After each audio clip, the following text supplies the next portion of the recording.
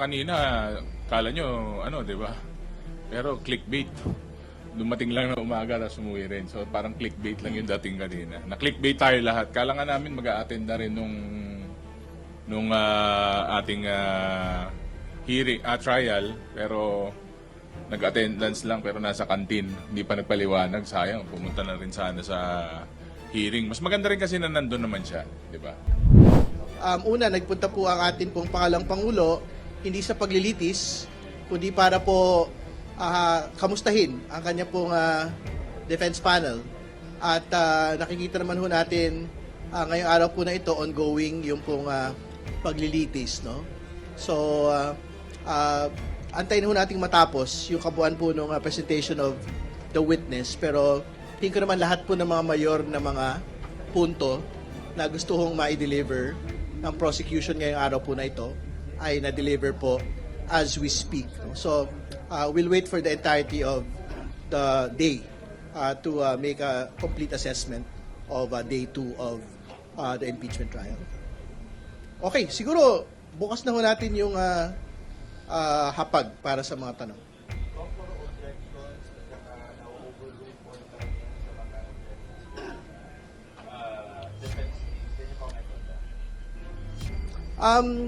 Meron po kasi talagang mga objections na tingin ko bilang abogado parang a bit impertinent already, no? Marami ho mga tanong doon, marami objections doon, halos paulit-ulit. Hindi ba? But I think that is the job of the lawyer to do. So siguro naman kung bahagi ako ng defense panel, baka yun yung kailangan ko rin po talaga gawin para tiyakin na hindi ho makapasok yung mga ebidensya na dapat pong hindi makapasok, no? Para maprotektahan ko po yung kliyente ko. But that is their strategy, and we will respect that particular strategy. I mean, malaya naman ho sila to implement whichever trial strategy and tactics that they would want to undertake. Pero syempre, they will have to contend with the reality of the court as well, na objections will ultimately have to be sustained or will have to be overruled. No? So, and that is what they are seeing today. Now, there are a series of overruled objections by the defense panel.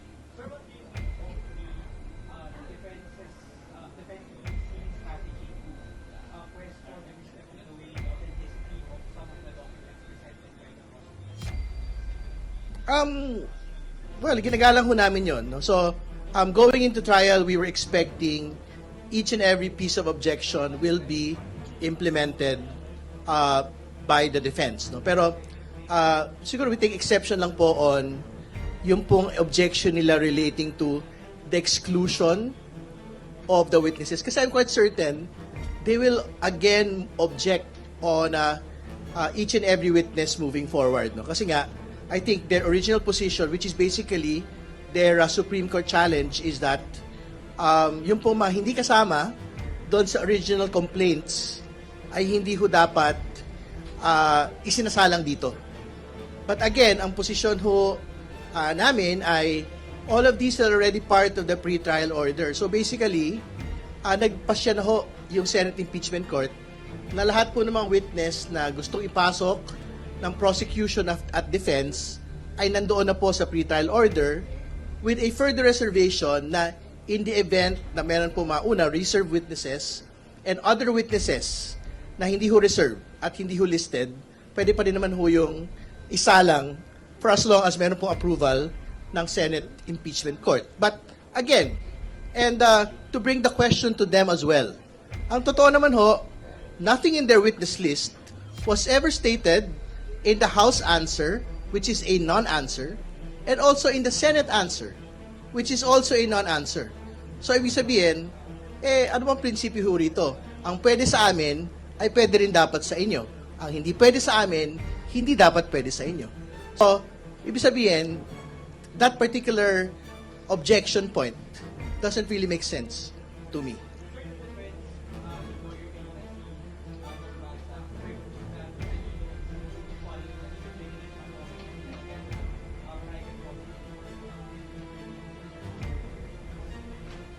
I don't understand why defense or lawyers are actually allowed to make their ideas known, ano? Na parang they are ano ba yan? Thinking out loud. Hindi ba kasi what is the basis for saying that there is a script? Hindi ba? Talagang trabaho naman ho talaga nung witness yun pong bagay yun, hindi ba? So, we take exception to that. And that has no basis. Dapat durugin yun. Sir, would you say you're more positive on the outcome of the second day of the trial compared to yesterday? Kasi ngayon po parang mas marami yung favorable readings to the prosecution, mas marami yung pinapanigyan yung pinukontract objections ng defense. So, is it more positive on the second day? Dadagdag ko lang before our prosec hearing, no? Ito'y parati natin sinasabi from the very start. Once the trial begins, makikita natin yung katotohanan. Ito yung katotohanan eh. The evidence will speak. Nakita din natin kung anong strategy ng defense is actually to mute the evidence or to do anything that they can technically not to allow the court to appreciate the evidence. So andun na tayo to a point that they even raised a question about the about the witness being about the witness capacity or his even expertise on taking the witness stand, no?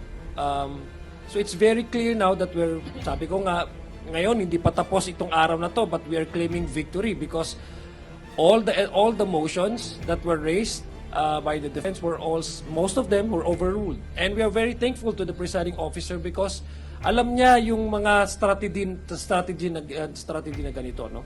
So ultimately, nakita natin ng taong bayan ngayon na habang tumutuloy umunsad itong impeachment trial, very clear na talagang na lumalabas at lumalakas yung panawagan ng prosecution na ipakita sa taong bayan yung katotohanan. And that's what we've been seeing now so far on the first day. No? Pwede kong dagdagan yung tanong ni Dwight kanina yung sa script saka dun sa numerous objections. May nag-coach kasi kanina. Kanina umaga may nag-coach. Yun ang turo niya nung pumunta siya dito. Hindi ko alam. Pero ang alam ko, yung preparation will always beat the objection. So, kita-kita po natin na handang-handa po ang prosecutors kanina. Diba?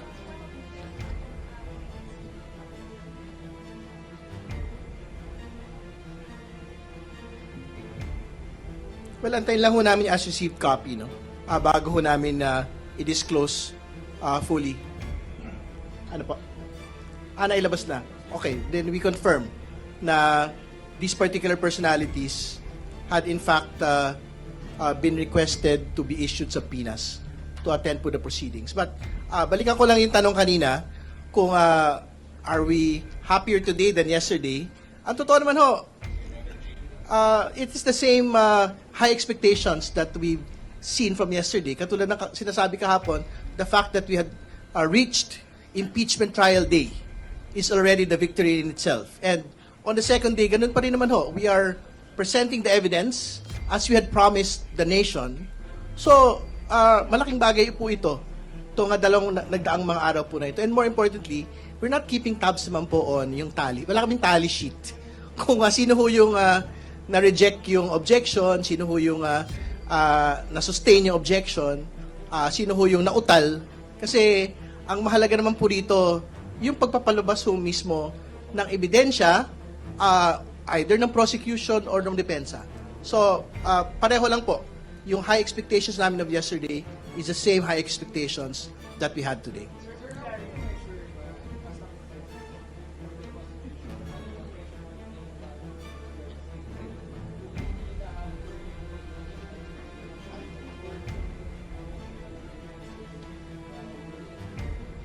Before letting our colleagues answer, syempre, ang most important metric in litigation, yung po nga naipasok ko yung mga ebidensya, na isa lang yung mga ebidensya, na hindi ho na-objectan, na hindi po natitigil. And what we had seen today, yung pong mga major witnesses, major documents, nasalang po ngayon. So, nakita na ho yung video documentation at ongoing pa rin po yung pong examination po ng witness. So, malaking tagumpay po yung ngayong araw. Dadagdagan ko lang, when we say we claim victory, victory does not, sabi ko nga, matagal pa ito. Tama nga yung sinabi ni Prosec Terry. We're claiming victory in a sense that we have already started to present our case, present our evidence for the people and for the court to see and appreciate. And we're very happy that yung na-introduce kanina na mga ebidensya, although they were challenged by the defense, which basically we respect that because that's part of their strategy, but still it was overruled, and it has reached a point where babalikan yon, and then probably sabi nga ni Prosec Terry, probably this will be later on introduced as an evidence. So in that sense, we have already started the trial, and we have already shown to the public what evidence we have. No? So in that sense, sabi ko nga, we are claiming victory kasi ang mananalo talaga dito ang taong bayan. Dahil para naman talaga sa kailang impeachment na to at para malaman nila kung ano yung kaso na ipapresenta ng prosecution.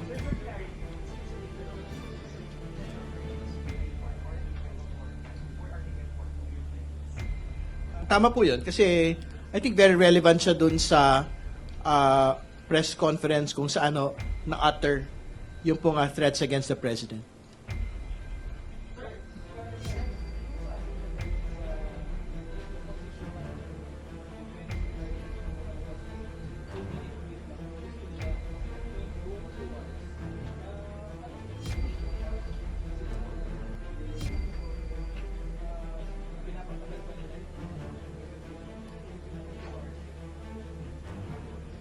Well, nagsabi naman ho yung presiding officer kanina, di ba ang sabi naman ho niya, malaya ang mga partido kung paano ho nila ilalatag yung kanila pong mga ebidensya. So, ibig sabihin, pinayagan ho yung prosecution to make that particular presentation doon po sa 2 minuto at doon sa iba pang mga mas maigsi na mga videos po na present. And on the other hand, ang sinabi ho ng presiding officer, kung gusto ng depensa, na isa lang yung kabuuan po ng pong mga press conference, malaya ho silang gawin yun. So, ibig sabihin, our understanding there is the Senate Impeachment Court does not want to intrude on yung pong freedom of the parties to decide kung paano ho nila isasampa yung pong mga ebidensya.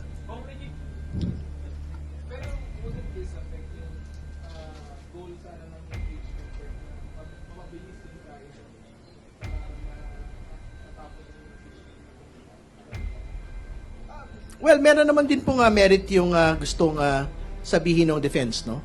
To be fair to them. But again, if that is what they would want, they can do it on their own terms when it is their time to actually present their case.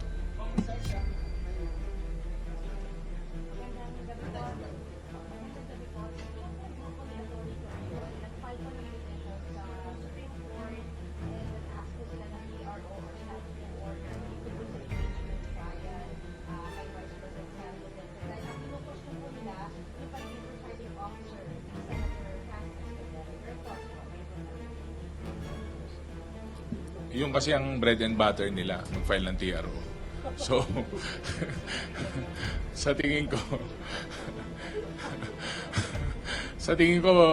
specialty of the house na nila yun. So, of course, wala naman po pumipigil sa kanila na gawin yung mga ganyang bagay kasi yung nga po ang, kumbaga, kahit nakapikit na po sila, expertise na po nila yan. And mararapat naman po na mag-file sila kung may mga tanong sila na gustong masagot, pero I believe na na-resolve naman po lahat yan nung first day natin. Yun lang po.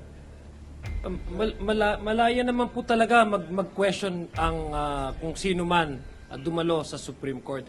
Pero sa aking palagay, ito internal na rules ng Senado. Ang impeachment trial ay internal or exclusive na binigay na kapangyarihan ng Senado. So it also follows, no, logically, na ang mga membro na hukom, umuupong hukom ng mga senador, sila din ang magde-decide kung sino yung magiging presiding officer nila. Paragay ko yung isa sa mga pinaghugutan nila is yung discussion whether yung transcript ng mga framers ng Constitution would still be matter, no? We've heard a lot of legal opinions, pero itong mga transcript ng during the 1986 Constitutional Convention, they may have influence, but they're not really controlling. What's important is what ratified by the people. Ang i-ratify naman po ng taong bayan kung ano yung nakaspell out doon sa specific provision na yon doon sa Constitution. So very clear naman po na yung sa mga isa sa mga naging kasagutan nung mayroong mga opinions na lumabas during the yesterday's first day of the trial, and the senator judges have already concluded and have already settled on that issue. So, eternal ito sa Senado at palagay ko naman, without preempting what would be the result of or the decision of the court, I'm sure the court would probably respect also the independence of the Senate, especially that the Senate is given an exclusive power by the Constitution to try and decide impeachment complaints. Siguro panghuli na lang on the Supreme Court petition. Alam po nyo, ilang petition na yan eh. Una, ilang petition na yan, ilang motion na yan. Hindi pa sila naawa sa puno. Nagsasayang sila ng papel. Kasi ang totoo naman ho, ang lunsaran po ng laban na po ay wala na ho sa Korte Suprema, andito na po sa Senado. At ang totoo ho, nakakatawa na ho talaga yung absurdity ng posisyon ho na in each and every time, kailangan hong ipaliwanag ng depensa that meron ho silang pending proceedings in the Supreme Court questioning all of these. Hindi ho ba? Kaya they are free to do it, but we will proceed with the impeachment trial until the very end. Idadagdag ko lang, those groups are associated with the respondent. It's very obvious lahat ng ginagawa nila to delay. And unfortunately, na-frustrate sila ng Constitution because it has already started. And hanggang ngayon, ay hindi sila nawawala ng pag-asa para i-delay. Pero pasensya na po, ang Constitution po at alam po ng ating mga senador huwes kung ano yung katungkulan nila. Tuloy na po yung proceedings. Kaya nga po sinasabi namin, this is already a victory for us because the impeachment trial has already started despite the efforts of some of those who want to delay this or to stop this. So, ano yung kumpiyansa kayo na hindi mapapahinto dito na impeachment proceedings? Tingin ko wala na hong makakapigil dito at this point.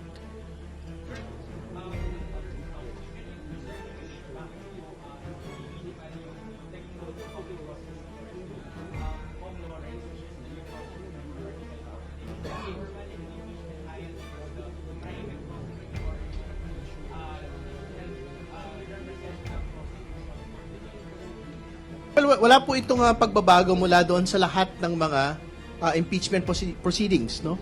As far back as the Estrada impeachment and the Corona impeachment, ang kadalasan po ay paghahati po ng trabaho, no?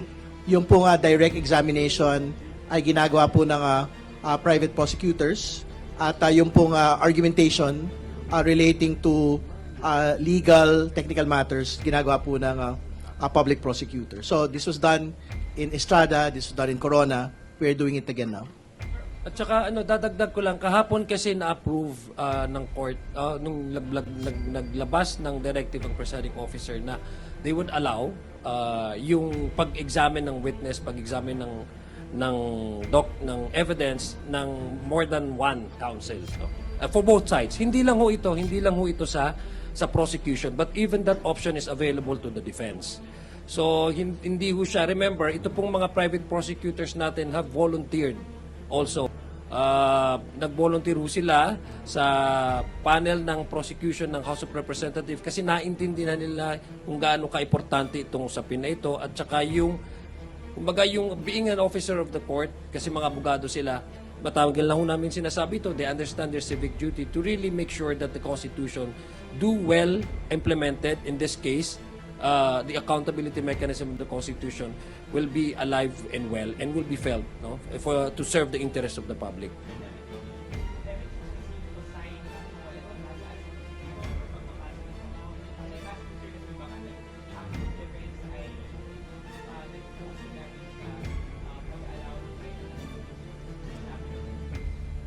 O wala akong ganun. Talagang very clear-cut naman po yung hatian ng trabaho po ng public prosecutors and private prosecutors. Nakita naman natin, for example, doon sa mga general argumentation, yung mga public prosecutors po talaga yung nagpapaliwanag. Nakita natin yung kahapon, nakita natin ngayon. Pero yung direct and other aspects, ibinibigay po namin ito sa private prosecutors. But again, to be clear, it is still under the control and supervision naman po ng pong private prosecutor, ng public prosecutors.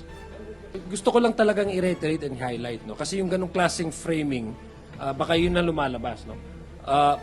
Volunteers po ito, itong mga private prosecutors natin. The House Prosecution Panel did not actually ask them to be part of the prosecution team. They have volunteered their services pro bono.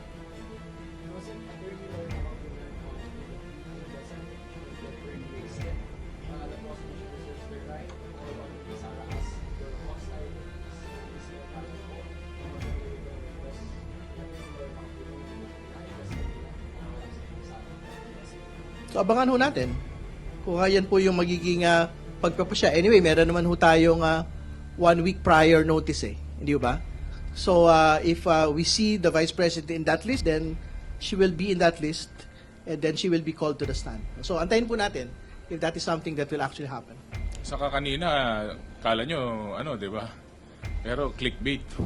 Dumating lang na umaga, tapos umuwi rin. So parang clickbait lang yung dating kanina. Na-clickbait tayo lahat. Kala nga namin mag-a-attend na rin nung ating hearing, trial. Pero nag-attendance lang, pero nasa kantin. Hindi pa nagpaliwanag. Sayang, pumunta na rin sana sa hearing. Mas maganda rin kasi na nandun naman siya. Di ba?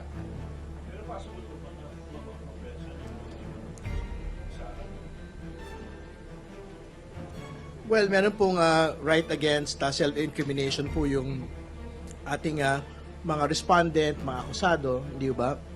So ultimately, siya yung magpapasya kung gusto ho niyang maisalang doon pagka ho ipinatawag siya. But we will make that request in due time and kung nakabatay ho talaga sa pangangailangan ng prosecution. Idadagdag ko lang, I think yung pag-raise nung request na yun ni Attorney Kapunan, ang sinabi niya, we are not waiving that option. We are reserving that right. Ibig sabihin, kung dumating sa punto na the only way to prove, for example, the case of the prosecution is also to request the presence of Vice President Sara as probably an hostile witness, then that option is available and open to the prosecution. Hindi naman nag-rule din ng presiding officer, so that would be a discussion that will later on be tackled by the impeachment court.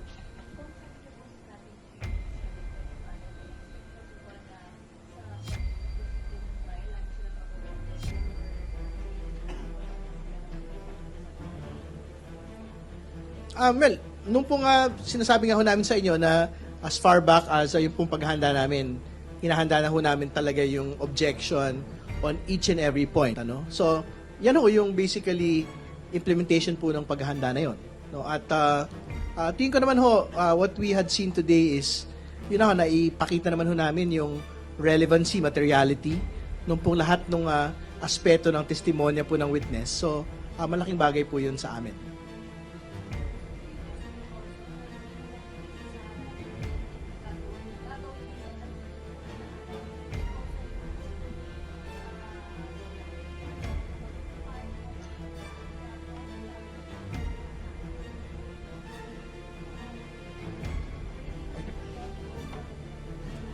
Well, unang-una, we cannot predict what would be the next itinerary of the Vice President. What is important to us is the impeachment trial is now ongoing.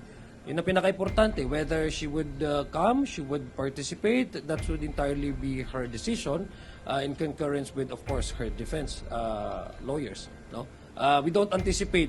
Kami po ay handa. Sabi nga po ni Congressman Terry, handa po ang prosecution. Nakalatag po, very klaro. Even during our pre-trial brief, very clear, nakalatag lahat sa pre-trial brief ang prosecution panel. So, handa po kami. Kaya nga po lahat ng mga objection nila ng defense ay now overruled dahil ganun po kahanda ang prosecution. So, our focus is how to present to the public and to the Senate the case that we have promised to the public that we will present not only truthful information but also making sure that yung accountability mechanism, parati po natin na naririnig ito. Pasensya na po kung nagiging cliche, pero ito po talaga yung pinaka-crux ng aming paninindigan. Dapat ay maging epektibo yung mekanismo ng pananagutan dito sa bansa.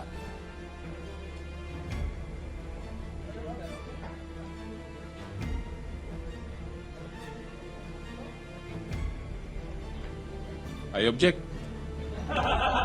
Okay, maraming salamat. Bukas ulit. Overruled?